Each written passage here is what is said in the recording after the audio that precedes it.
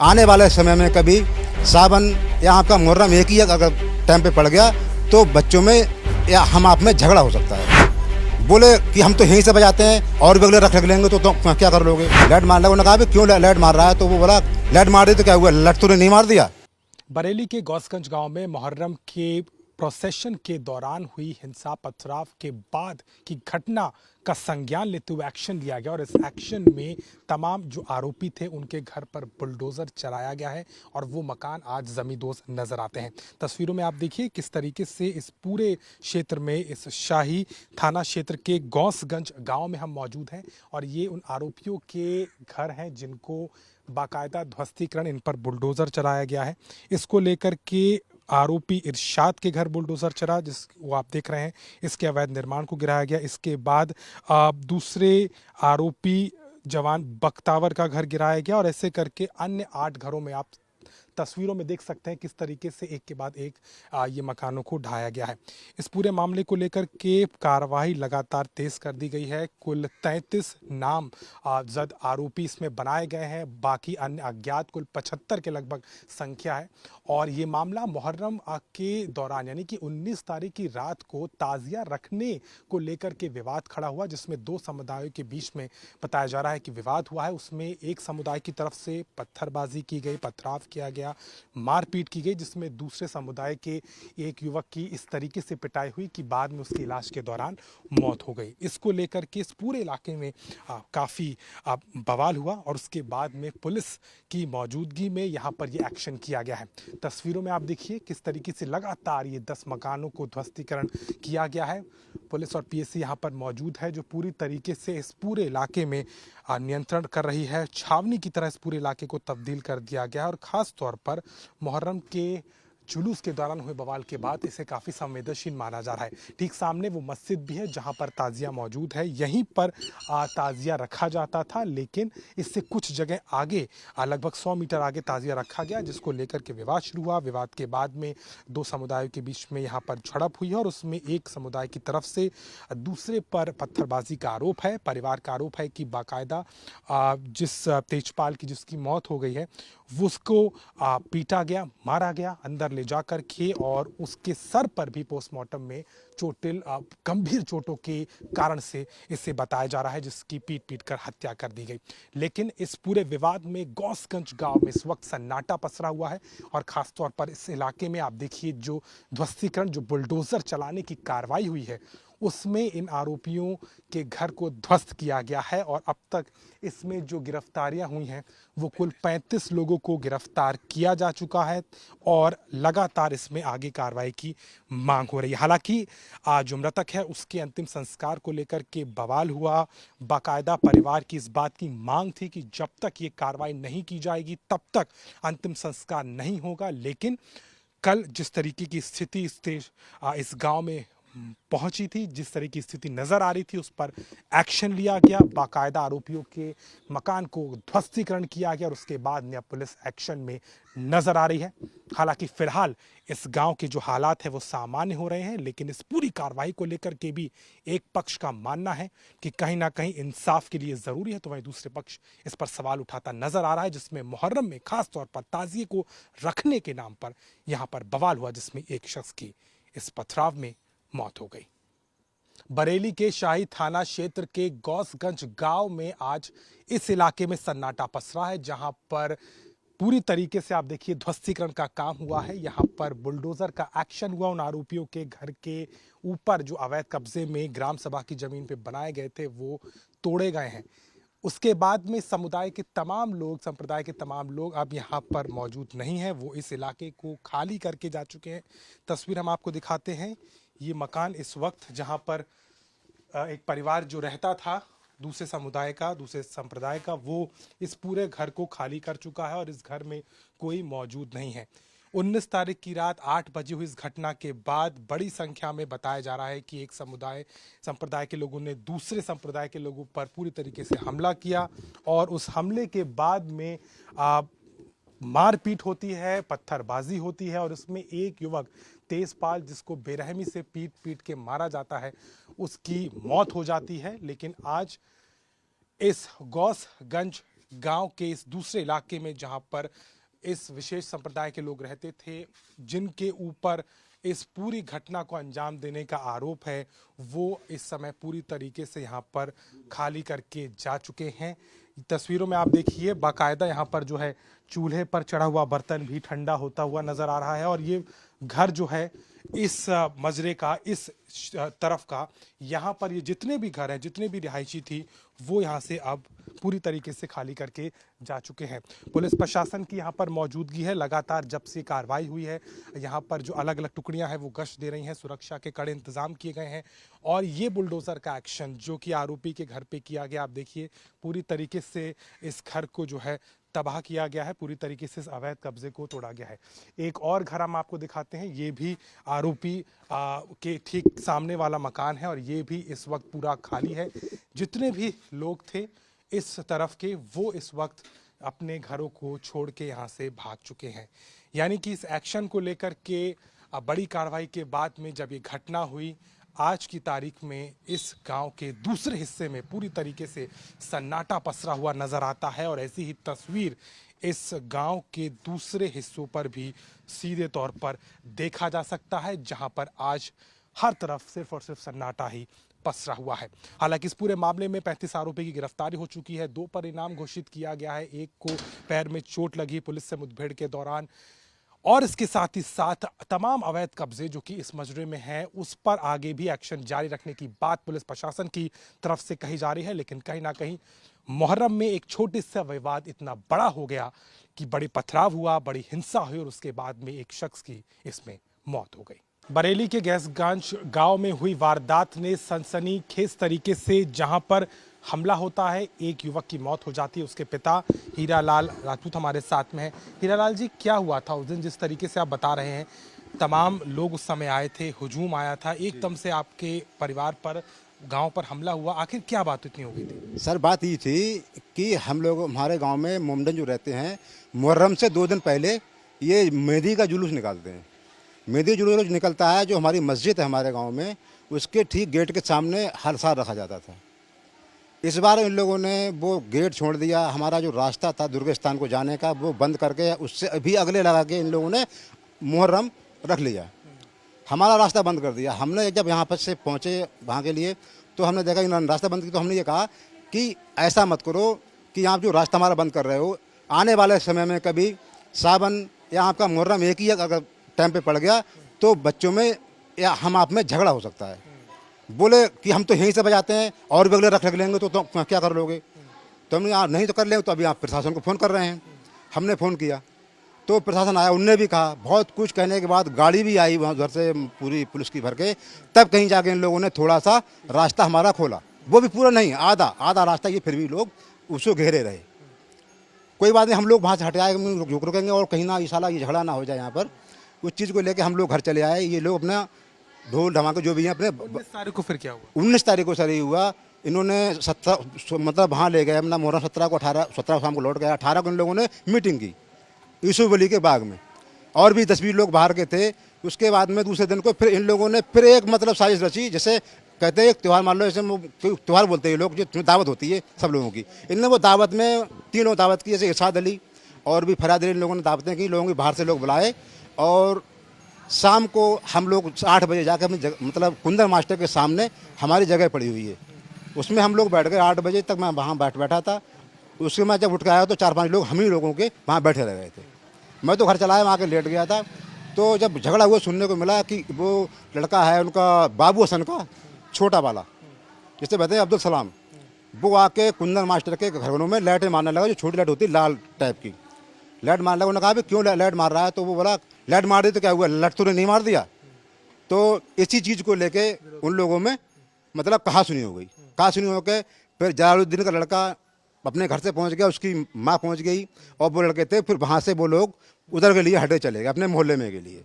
उन लोगों ने कुछ ही समय में मतलब 10-20 वहाँ के थे और 50 लोग और थे, 70-80 लोगों को एकदम इकट्ठा किया और वो हम लोगों में टूट पड़े जो वहाँ बैठे। सारे जितने मकान थे उन पर हमला कर रहे थे आपके यहाँ भी? जी।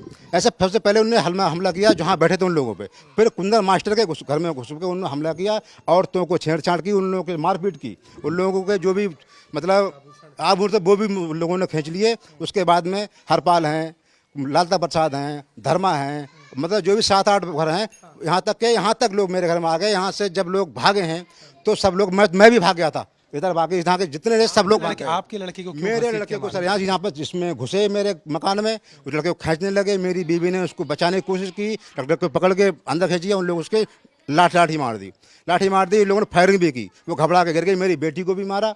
उसके बाद मेरे बेटे को यहाँ से खींच के ले गए। इन लोगों ने मस्जिद में उसका बुरी तरह से सर में ईंटें पत्थरों से उसे कुचला। उसके लिए मरा हाल में देख के, उसके लिए उसी के सामने मस्जिद के गेट पे उसे डालकर और अल्लाह अकबर के नारे कहते हुए और वहाँ से भाग गए। ये स्थिति सही हुई है साहब। क्या आपको लग रहा है, क्या टारगेट किया गया आपके परिवार को, आपके लड़के को? क्या कोई पुरानी रंजिश थी? सर कोई भी पुरानी रंजिश नहीं थी। रंजिश पुरानी कोई भी नहीं थी। वही सिर्फ मुहर्रम की जो हमने कह दिया था, आप हमारा रास्ता क्यों रोक रहे हो, नया रास्ता आप क्यों निकाल रहे हो, जहाँ से निकालते हो वहीं से आप निकालिए। यही रंजिश मान लो साहब, यही उसके लिए नाराजगी मान लो, और हमारी कोई भी नाराजगी नहीं थी। अच्छा, उसके बाद में यहाँ पे सरकार की तरफ से जो एक्शन हुआ है, आपको लग रहा है जो मकान ढाए गए वो अवैध कब्जे थे? अवैध कब्जे थे सर, ऐसा उनमें अवैध थे। जो राज्य राजस्व विभाग है उन लोगों ने आके उनकी नापी, तो वहाँ पर जो वो है अवैध जगह बने हुए थे, ग्राम समाज बने हुए हैं, इसलिए वो तोड़े गए। और प्रशासन से और शासन से मेरी ये रिक्वेस्ट है कि जो भी रह गए हैं, मतलब उस जगह गलत जगह में बने हुए उसमें उसके लिए और भी जो रहे हैं उनको भी दुरुस्त किया जाए। और जो लोग वो हैं, मतलब जिन लोग मेरे बेटे को बुरी तरह से रहमी से पीटा है, उन लोगों को सख्त सजा दी जाए। और मेरी इच्छा ये है उन लोगों को मौत की सजा दी जाए। ये मेरी अपनी इच्छा है। इसमें आरोपी गिरफ्तार हो चुके हैं, 2 पर का इनाम भी घोषित हुआ है। वो बख्तावर के 2 लड़के अभी भी फरार हैं। आपको लग रहा है कि उसको भी कड़ी सजा मिले, या उसको कितनी जल्दी? सर उससे साहब प्रशासन जितनी जल्दी पकड़ सके उन लोगों को पकड़ के उन्हें भी जेल भेजे, वरना उन लोगों से मेरी जान को खतरा है। जो लोग रह गए हैं उनको बहुत ज़्यादा खतरा है, क्योंकि मैं यहाँ पर हूँ, अब वो आगे 15-20 लोग और रह गए, कब मुझे ना मार दें या मेरे बेटे को ना मार दें। ये सुनने को आ रही है साहब कि एक बेटा रह गया उनका, एक वो रह गया, उसको भी साले को मार के हम जेल जाएंगे, तब उसको भी मार के, तब खतरा है साहब। मुझे बहुत ज़्यादा जान-माल खतरा है मेरी। पुलिस प्रशासन की मौजूदगी हम देख रहे हैं, आप चाह रहे हैं कि यहाँ पे पुलिस प्रशासन बहुत अपनी मेहनत कर रहा है, उसने कोई कमी नहीं छोड़ी है पुलिस प्रशासन में। जो हमारी तरफ से मदद नहीं की है, पूरी मदद की है पुलिस प्रशासन ने। आपकी क्या मांग है? सब मांग ये है, जो रह गए उन लोगों को जल्द से जल्द उनको पकड़ के जेल भेजा जाए, उनके खिलाफ सख्त कड़ी कार्रवाई की जाए। इस पूरे मामले को लेकर के कहीं ना कहीं हीरालाल अभी भी वे मांग रख रहे हैं कि जो बचे हुए आरोपी उन पर कड़ी कार्रवाई, और उसके साथ ही साथ में जो मकान बचे अवैध कब्जा है उनको भी गिराया जाए। इसको लेकर के भी वो मांग करते नजर आ रहे हैं। लेकिन आज इस पूरे गांव में सन्नाटा पसरा है। एक तरीके से देखा जाए तो इस पूरी घटना के बाद में कई सवाल भी खड़े हो रहे हैं, और पूरे माहौल इस वक्त गांव का गमगीन नजर आता है। बरेली के गौसगंज में मुहर्रम के दौरान हुआ बवाल, जिसको लेकर के प्रशासन ने कार्रवाई की, बुलडोजर का एक्शन किया, और इसी मस्जिद पे रखे ताजिए को रखने को लेकर के विवाद इतना बढ़ गया कि 2 पक्षों के बीच में पथराव होता है, मारपीट होती है, जिसमें एक पक्ष के युवक की मौत हो जाती है। तमाम दावों के बीच में मुहर्रम में शांतिप्रिय तरीके से कार्यक्रम निपटाने की बात की जाती है, लेकिन इन सब के बीच में गौसगंज गांव में हुई घटना ने कई तरीके के सवाल खड़े किए। हालांकि परिवार की मांग थी कि जब तक ये कार्रवाई नहीं होती, शव का अंतिम संस्कार नहीं होगा। लेकिन आज गौसगंज के इलाके में सन्नाटा पसरा है, और कहीं ना कहीं इस पूरी कार्रवाई के बाद में अब कई सवाल खड़े हो रहे हैं, और इसको लेकर के प्रशासन की मौजूदगी और तमाम सवालों के बीच गौसगंज इस वक्त नजर आता है। तेजपाल के परिजन हमारे साथ में मौजूद हैं। ये बताइए कि उस रात क्या घटना हुई थी, किस तरीके से हमला हुआ था, क्या हुआ था उस रात? ऐसा उन लोगों को प्लान बना हुआ था पहले से, हम लोगों को पता नहीं था। तो ये लोग एकदम वहाँ तक गए हैं, और वहाँ से वो लड़के को बुलवाया न किसी बहाने से, और मतलब जो है वहीं से घसीटते हुए ले गए। ये मस्जिद है यहाँ? लेकिन हाँ, इसी मस्जिद पर लाकर मारा उन्होंने। तरीके से मारा, बहुत बुरी तरीके से मारा था, बहुत बुरी तरीके से मारा। और यहाँ से जे मकान वाले सब ईंटें बरसा रहे थे सब, और हम लोग जो सब। क्या था, क्या ताजिए को रखने को लेके विवाद था? हाँ, ताजिया को लेकर विवाद था। और उन्होंने स्टार्ट जो एक चिलगारी बनाई थी इस मकान पर, जो है उन्होंने लाइट मारी थी उधर से। तो ये कहा कि लाइट रात में क्यों मार रहे हो, क्या बात है? और वो कोई लंबी लाइट थी क्यों, तो उसको लेकर मतलब जो है इन्होंने एक बहाना लिया था। और मुख्य जो लड़ाई थी ताजिया को लेकर थी। ताजिया जो था वो कोने से था बुधरों को, और जो लोग जो ताजिया लेकर इधर को आ गए थे, हम लोगों को इस चीज़ का ऐतराज़ था। और जो जगह जो सब जगह हमारी है, सब यहाँ पर हमारे ट्रैक्टर ट्राली वगैरह भूसा सब रहता ही है। तो आपको लगता है सुनियोजित तरीके से किया गया है। बाकायदा प्लानिंग के साथ? हाँ, प्लान उनका प्लान ही था ना, प्लान था पूरा पूरा जो है पूरी फौज की फौज घर से लड़के कितने कितने कितने लोग थे लगभग? लगभग करीब 40-50 आदमी 50 के कितने लोग घुस गए? हाँ हाँ हाँ, एकदम पूरी धांग की धांग रहा पड़ी और उसको बुलवाया एक बच्चे से और वो पकड़ के घसीट के तेजपाल की क्या गलती थी? उसने क्या बचाव किया था? वो समझा रहा था, उसी पर क्यों अटैक किया? ना ऐसा उसका कोई रोल हो, मतलब इनका वही बुराई थी उसकी। और उनके ऐसा पहले प्रधान के परिवार से हम मतलब झगड़ा करेंगे। प्रधान का परिवार है, हाँ हाँ, प्रधान का लड़का है, इसलिए टारगेट। हाँ हाँ, टारगेट करा उन्होंने, वो बुराई मुहर्रम की थी। अभी एक्शन हुआ है बाकायदा, यहाँ पर मकान गिरा है। आप संतुष्ट हैं कि जिस तरीके से ना संतुष्ट नहीं है साहब, 16 का टारगेट है जो यहाँ पर जो है गैर कानूनी तरीके से बने हुए हैं जी, गैर कानूनी वो ग्राम समाज में बने हुए हैं। वो जो है सरकार ने जो है अधिकारियों ने जिसको चिन्हित करा और बोले ठीक है जी अवैध है जी, गिराए जाएंगे। और ये मस्जिद भी है उसी के साथ। हाँ, कितने लोग थे, कितनी भीड़ आ गई थी? करीब 40-50 तो ये गांव के थे। उसके बाद में बाहर के कितने थे ये पता नहीं साहब, वहाँ से यहाँ तक सब घिरी हुई थी। ये बाहर के लोगों को कोई जानता ही नहीं था कौन है। सब अभी आपने देखा तो उन लोगों को, लड़के यहाँ के नहीं नहीं नहीं थे? सब बाहर से बुलाए? जी जी, किसी गांव को मतलब पहचान रहे थे, बाहर वाला कोई पहचान में नहीं आ रहा था। तो गांव के लोगों ने, आप लोगों ने बीच बचाव किया?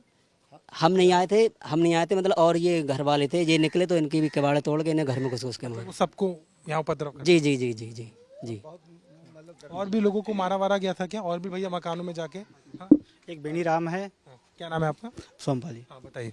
बेनी राम है और रूपचंद है जी, लीलाधर है, रेवी राम है। रेवी राम को धार को धार मारा है, पता नहीं क्या मारा ये पता नहीं हमको, लेकिन चोट काफी आई उठ के भी। उस समय ताजिया क्या यहाँ रखा हुआ था कि आगे रख दिया था इन लोगों ताजिया तो पहले अस्पताल उस साइड में रखा जाता था, अब की इस साइड में रखा जाता, ने? इस वहाँ यहाँ पे रखा गया, यही जगह पर। इधर इसी बात को लेकर मना करा था कि साहब यहाँ मत रखो आप, इतने में साहब वो खुश माने गए। लेकिन जब ये जो मेहंदी वाले दिन उन्होंने उस दिन आकर बदला ले लिया कि ऐसा क्यों, हमें क्यों रोका। 19 तारीख की रात में? हाँ जी हाँ जी, कि हमें क्यों रोका। वो सब विवाद ही बढ़ता चला लगभग किस समय हुआ था ये, क्या बज रहा था उस समय? गया। ये लगभग 8-8:30 के टाइम था साहब। हाँ जी, सब लोग गांव में यहीं पे थे खाना वाना खा के? हाँ जी हाँ जी, खाना खा के साहब बाहर निकलते ही हैं, इतने में आ गए साहब बोलो। उसके बाद में फिर पुलिस कब आई? कब यहाँ पर? पुलिस तो साहब जल्दी आ गई, ऐसी बात नहीं है, पुलिस कोई गलती नहीं। हाँ, पुलिस नहीं आती साहब तो हम लोग तो मारे जाते जी, हम लोग मारे जाते, ये पक्का है। पूरी तैयारी से वो लोग आए थे? पूरी तैयारी से थे। कुछ लोगों की गाड़ी भी बाहर की घर में है छुपी हुई, अब भी गाड़ी है हाँ बाहर की। क्या आपने साथ हथियार भी लाए थे, धारदार भी हथियार? लाए थे साहब, हथियार भी लाते, ईंट पत्थर बरसाते इस लिंटर पर से। ये दोनों मुसलमानों घर है, ये यहाँ से सब। हाँ जी, ये बिल्कुल, ये ग्रामीण पक्ष है, जो तमाम लोग हैं यहाँ के गौसगंज के बता रहे हैं। हाँ भैया बताइए क्या कह रहे थे? सर वो ईंटें लगी सामने, ये बरसाई। ये ईंटें वो जो ऊपर रखी वहाँ से उठा के फेंक रहे थे? जी, पहले भी कभी ऐसा हुआ है? मुहर्रम तो हर साल होता है, ये लोग तो आज से नहीं रह रहे होंगे, कई समय से रह रहे होंगे। पहले भी कभी इस तरीके की तनाव होता था? विवाद करते थे पहले, बाकी और कुछ। इससे ज्यादा कभी नहीं हुआ? इससे ज्यादा कभी नहीं। तो पूरे गांव के लोग उस समय मौजूद थे जब हुआ था? सब नहीं, नहीं थे? और बहुत ज्यादा संख्या थी उनकी? हाँ बहुत ज़्यादा संख्या थी। आप भी तो उस वक्त मौजूद जब हुआ? हम तो दूसरे करीबी गांव के रहने वाले हैं। अच्छा। हाँ, क्या हमें माहौल कैसा है यहाँ गैसगंज का? ऐसे ही माहौल है कि पहले माहौल इस तरीके का माहौल पहले भी रहा है क्या? नहीं, पहले ऐसा कुछ नहीं रहा था। ये तो अभी इन्हें अपनी प्लानिंग बना के ऐसा काम किया है, बाहर के आदमी बुलवा के उन्हें झगड़ा करना ही था। तो फिर जो है अपने तरीके से उन्हें उसी तरीके से अपने झगड़ा, वो मुहर्रम को लेकर उन्हें झगड़ा किया। दूसरे दिन के लिए इन्हें टॉर्च वोर्च मारी तो घर वालों ने मना किया। आपको लगता है कि जानबूझकर भड़काया गया, जानबूझकर? जी जी, जानबूझ के। बिल्कुल, इस पूरे इलाके में आप देखिए ग्रामीण हमको बता रहे हैं किस तरीके से घटना हुई थी। और ये जो इलाका, यहाँ पर एक पक्ष रहता है जिस पर हमला हुआ था, और दूसरी तरफ हम आपको दिखाते हैं इस मस्जिद के दूसरी पक्ष जो है वो यहाँ पर जो है वो दूसरा पक्ष रहता है जहाँ से उठा हुआ था। लेकिन तोड़फोड़ की तस्वीरें भी मैं आपको दिखा देते हैं। ये देखिए किस तरीके से जो है जब हमला हुआ तो यहाँ पर इस तरीके से दीवारों को तोड़ा गया, मकानों को तोड़ा गया। ये जो घर रहते हैं यहाँ पर उठा करके चीज़ें फेंकी गई। यहाँ पर आप देखिए, यहाँ पर कुर्सियाँ हैं, इनको भी फेंक के मारा गया, तोड़ा गया। अंदर महिलाएं मौजूद थीं, बच्चे मौजूद थे। यहाँ जो गाड़ियाँ रखी थी उनको तोड़ा फोड़ा गया। और इस तरीके से पूरा दावा किया जा रहा है ग्रामीणों की तरफ से कि सुनियोजित तरीके से इस चीज़ को किया गया। ताजिए रखने को लेकर के विवाद था, लेकिन ये इतना बढ़ गया कि न सिर्फ पत्थरबाजी हुई बल्कि तोड़फोड़ की गई, हमला की गई, और इस हमले में तेजपाल की मौत हो गई। इस पूरे प्रकरण ने इलाके में सनसनी और पूरे तरीके से हिला कर रख दिया है। लेकिन इस कार्रवाई के बाद में अभी भी कड़ी कार्रवाई की मांग की जा रही है। गौसगंज के प्रधान हमारे साथ में मौजूद हैं दीनानाथ राजपूत जी। दीनानाथ जी, उस दिन क्या हुआ था?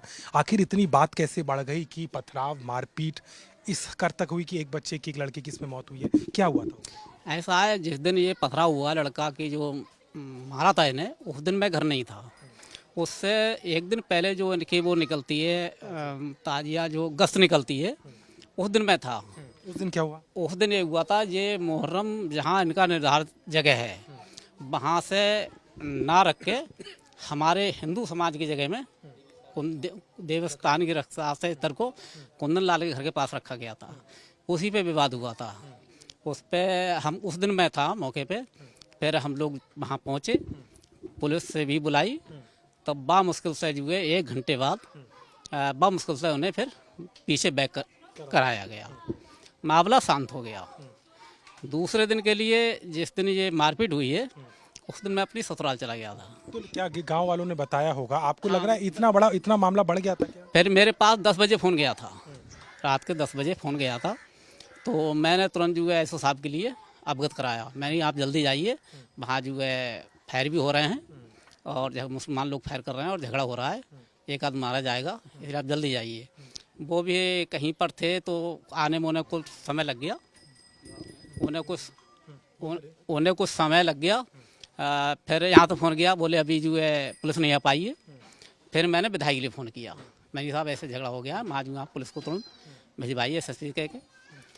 तब जो है यहाँ पर पुलिस आई होगी, तब ये लोग जो है सब उससे मार के ये लोग भाग गए। जो कार्रवाई हुई, रिहाइश कब से है? कब से संप्रदाय के लोग यहाँ पर रह रहे हैं? यहाँ तो शायद बहुत समय पहले से रह रहे हैं, मुझे तो मेरे होश से पहले ही से रह रहे हैं। लेकिन क्या कभी ऐसा माहौल था या इस बार ऐसा क्या हो गया जो इतनी बात बढ़ गई? ऐसा पहले कभी मेहंदी के चक्कर में 2-1 बार इनसे हुज्जत हुई थी। ये नए रास्ता से मेहंदी निकालना चाहते थे, हम लोग नए रास्ता से मेहंदी नहीं निकलने देते, मतलब जबरदस्ती। जहाँ रिहायशी उसके दूसरी तरफ से जाया करता था, इस बार यहाँ से हाँ, वो जो है जो मेहंदी निकलती है, इनकी एक निर्धारित गली है पीछे है, तो उसको छोड़ के इस रास्ता निकलना चाहते थे। हम लोग इस रास्ता नहीं निकलने देते हैं। इस पे भी कई बार विवाद हुआ था पहले, अब से कई साल पहले। इस समय क्या है? क्या गांव में शांति है? लोग हाँ, अब इस समय स्थिति नियंत्रण में? इस समय गांव में शांति है, नियंत्रण में है। लेकिन जो कार्रवाई हुई है ये अभी अधूरी हुई है। जो 16 घर चिन्हित किए, इसमें से 4 ही 5 खसे हैं, मतलब जो अभी इससे 8 मकान है। हाँ, 8 मकान है। इससे अभी संतुष्ट नहीं है लोग, और होना चाहिए। और गिरफ्तारी हो गई है 35 के 33 लोग। 35 की हो गई है, और लगभग इसमें 100-150 लोग थे ये, जो कि दूसरे जिलों से भी आए थे। क्या ये अवैध निर्माण है जितना बना हुआ है? हाँ जी, अवैध निर्माण है। जो चिन्हित किया गया है वो अवैध निर्माण है, आम रास्ता है वो, उसमें जो इन लोगों ने मकान बना रखे हैं। जिस तेजपाल की इस पूरे प्रकरण में मौत होगी, उनकी माँ हमारे साथ हैं। माता जी, बताइए कि क्या हुआ था उस रात में, क्या कुछ किया है? उससे पहले और मुझे नहीं पता, मेरे दिमाग चक रहा, घबरा रही हैं आराम से इस हिंस हो रहा था मेरा बच्चा। अपनी भाषा में बोलो, घबरा मत बोलो। हिंसा ले गए थे, ले जाकर मस्जिद से मार रहे थे। हमें पता भनक पड़ी तो हम दोनों माँ बेटी भाग के गए थे तो हमें घुसने नहीं दे रहे थे। आधे पैर मोट पाए मूड उसका मस्जिद में कहा, हमें नहीं पता। तो हम माँ बहना छीन नहीं थे, तो हमारे डंडा लाठी मारी थी। बहुत देर में छोड़ा हमारा बच्चा, मरता हुआ छोड़ा था। और अब भैया कोई पता ना क्या कर। क्यों मारा उसको? क्या बचाव कर रहा था? क्यों मारा? क्यों मार रहे थे वो? यहाँ से उठा के ले गए थे उनको। क्या उसने मना किया था कि ये सब मत करो? क्यों? नहीं, उसने मना नहीं किया था। उनके पापा ने ये कहा था कि यहाँ मतलब जहाँ ताजिया वो ढोल धमाके रखे जाते हैं वहाँ रखो, लेकिन जहाँ नहीं रखे जाते थे वहाँ रखे थे उन्होंने। तभी इतना ही कहा था। फिर उन्होंने तीसरे दिन, ताजिया वाले दिन लड़ाई ना करके उन्हें मेहंदी वाले दिन अचानक से वार किया उन्होंने। सब लोग इकट्ठा करके लाए थे? हाँ, सारे लोग इकट्ठे होके आए थे। ये इनको यहाँ से अकेले उठा के ले गए थे। वो बहुत सारे लोग थे, ये अकेले। में भी आके मारपीट किया और बहुत किया। उसकी बहन है, इसको बहुत मारा है, इसको बहुत मारा है। उसकी बहन है, ये बहुत मारा है। इसकी छोटी बहन है, उसको बहुत मारा। ये तेजपाल की बहन है जिसके साथ भी मारपीट हुई है। किस तरीके से, क्या घर में घुस के मारा? मेरे भाई लेटा था, हम सब सारे लोग घर में लेटे थे। जब हमें भनक पड़ी थी तो हम गए थे, तो सारे लोगों ने हमें डंडा लाठी से मारा था। हमारा भाई भी इधर बंद करके मारा था मस्जिद में। फिर हमारे भाई को उठाने चले थे तो सारे लोग बंदूक गोली लेके हमारे सीने पे चले गए थे और हमें कुछ नहीं होश था, हम बेहोश हो गए थे। कितने लड़के थे? बहुत सारे लोग थे, कम से कम 150-200, और हमें नहीं पता, रिश्तेदार भी बुला लिए थे उनने। मुहर्रम से 3 दिन बाद उसने हमला किया था। हमारे भाई को कुछ भी नहीं पता था, उठा के ले गए थे। जब हमें भनक पड़ी तो बस हो गए थे हमारे भाई, इनसे उठा के ले गए थे। जब हमें भनक पड़ी थी तो हम सारे लोग उठ गए। परिवार है बिल्कुल गम में पूरी तरीके से, और अपने एक माँ ने जवान बेटे को खोया, एक बहन ने अपने भाई को खोया है। मैं 1.5 साल पहले उसकी शादी हुई थी, और जिस तरीके से ये पूरी घटना है, इसने कई तरीके के सवाल खड़े कर दिए। मेरा नाम सर रवि राम है। परिणाम क्या हुआ? तो उस रात में किस तरीके से हमला किया? आपके चोट इतना लगा है, कैसे मारा? सर ऐसा हुआ, हम यहाँ पे अपने लोग बैठे हुए थे, हम लोग तो इधर से जो लोग सब भागते हुए आए, हम लोग को उठाते ही ले गए तेजपाल को। तो हमने देखा कि हमारे भतीजे को लेके जाना, तो हम उसे पकड़ने लेके भाग के गए थे।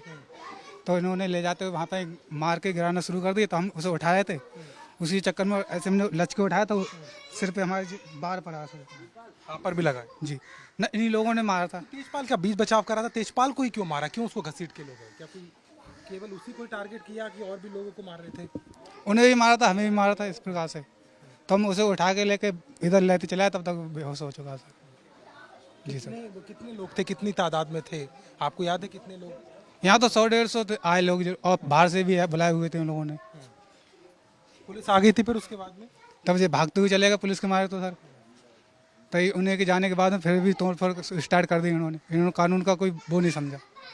बरेली के थाना शाही इलाके के गौसगंज गांव में किस तरीके से प्रशासन ने कार्रवाई की है, हमारे साथ बात करने के लिए इस बरेली के एसएसपी आर्या साहब हैं, अनुराग आर्या। ये बताइए सर, किस तरीके से उसमें कार्रवाई की गई है, और किस जो वहां पर एक्शन हुआ है, जो घर गिराए गए हैं, उसके पीछे और आगे आप कैसे इसमें करने वाले? थाना शाही में गौसगंज गांव में जो रात्रि में घटना घटित हुई थी, उसमें हम लोगों ने 2 एफआईआर पंजीकृत की थी।